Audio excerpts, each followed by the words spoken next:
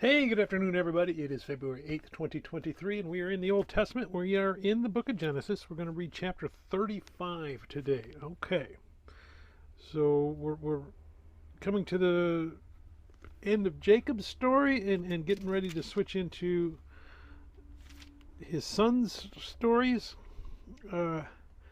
He's met his brother Esau. They've reconciled. He's starting to establish his own areas in Canaan. I think what's interesting is we saw Abraham, and he had a covenant with God, and God declared that covenant. Then we got a nice story of Abraham living out that covenant. God declared it with Isaac. We got some narrative of Isaac living it out. Jacob was a little bit different. It was a little bit backwards. Okay, we got a whole big story of Jacob and his travels and the trials and tribulations that he had, but we haven't seen God actually pass on the covenant to him directly like we saw with the other two yet. So there's kind of a change there. With Abraham and Isaac, it was all about obedience and faith and trust. Jacob was a little more testing. God wanted to actually make sure that he's accountable for what he's going to get, that he understands the importance of it.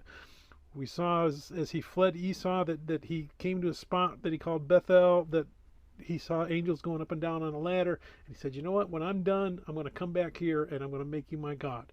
That's where we are right now. He's going back to that spot. He gets the blessing from God. We see Rachel dies. We hear about his sons. We see that Reuben, the firstborn son, kind of follows in Esau and sins, and he actually is going to end up losing his birthright. So now it's available to some of the other sons, and we're going to see which one gets it in the next section after this. But we are in with Isaac dying. So let's go ahead and we're going to read Genesis chapter 35.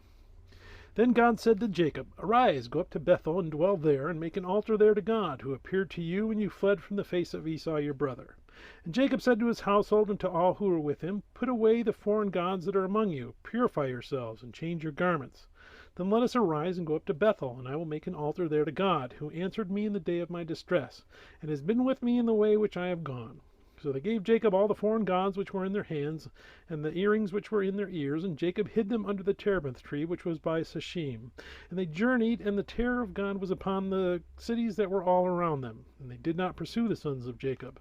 So Jacob came to Luz, that is Bethel, which is in the land of Canaan, he and all the people who were with him. And he built an altar there, and called the place El Bethel, because there God appeared to him when he fled from the face of his brother. Now Deborah, Rebekah's nurse, died, and she was buried below Bethel under the terebinth tree. So the name of it was called Elon Bakuth. Then God appeared to Jacob again when he came from Paddan Aram, and blessed him. And God said to him, Your name is Jacob. Your name shall not be called Jacob any more, but Israel shall be your name. So he called his name Israel. Also God said to him, I am God Almighty. Be fruitful and multiply. As a nation and a company of nations shall proceed from you, and kings shall come from your body. The land which I gave Abraham and Isaac I give to you, and to your descendants after you I give this land. Then God went up from him in the place where he talked with him. So Jacob set up a pillar in the place where he talked with him, a pillar of stone. And he poured a drink offering on it, and he poured oil on it. And Jacob called the name of the place where God spoke with him Bethel. Then they journeyed from Bethel, and when there was but a little distance to go to Ephrath, Rachel labored in childbirth, and she had hard labor.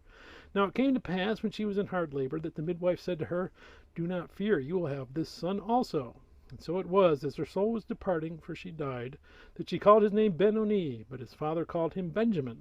So Rachel died and was buried on the way to Ephrath, that is Bethlehem, and Jacob set a pillar on her grave, which is the pillar of Rachel's grave to this day. Then Israel journeyed and pitched his tent beyond the tower of Eder. And it happened when Israel dwelt in that land that Reuben went and lay with Bilhah, his father's concubine, and Israel heard about it. Now the sons of Jacob were 12. The sons of Leah were Reuben, Jacob's firstborn, and Simeon, Levi, Judah, Issachar, and Zebulun. The sons of Rachel were Joseph and Benjamin. The sons of Bilhah, Rachel's maidservant, were Dan and Naphtali, and the sons of Zilpah, Leah's maidservant, were Gad and Asher. These were the sons of Jacob who were born to him in Paddan Aram. Then Jacob came to his father Isaac at Mamre, or Kirjath Abba, that is Hebron, where Abraham and Isaac had dwelt. Now the days of Isaac were 180 years. So Isaac breathed his last and died, and was gathered to his people, being old and full of days. And his sons Esau and Jacob buried him. May God bless the reading of his word, and may God bless you. Bye.